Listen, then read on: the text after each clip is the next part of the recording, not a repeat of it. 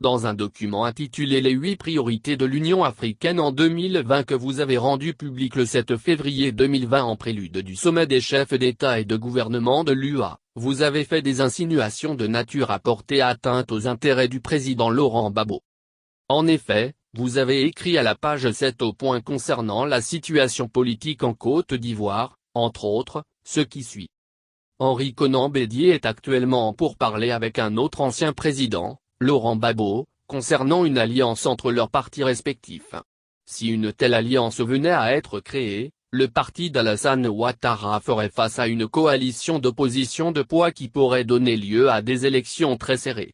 Pour compliquer un peu plus la situation, Laurent Gbagbo menace désormais de revenir en Côte d'Ivoire après avoir été acquitté par la Cour pénale internationale des crimes contre l'humanité dont il est accusé. Son retour pourrait raviver les conflits. En effet, son refus d'admettre sa défaite face à Alassane Ouattara aux élections de 2010 avait déclenché des violences qui ont coûté la vie de plus de 3000 personnes.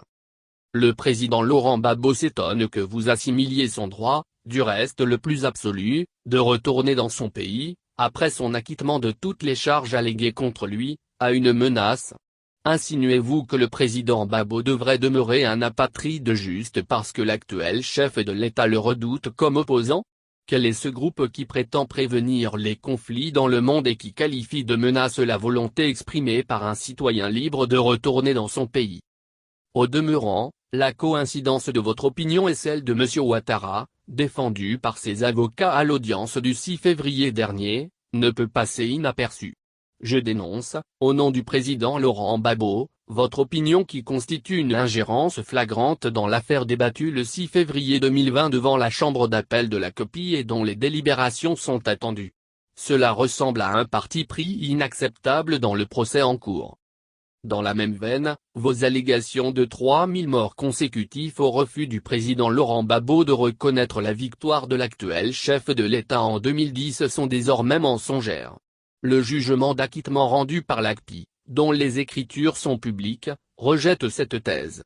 Il semble que votre opinion sur la crise ivoirienne a guère évolué malgré le jugement de l'ACPI qui est revêtu de la force probante que confère l'autorité de la chose jugée.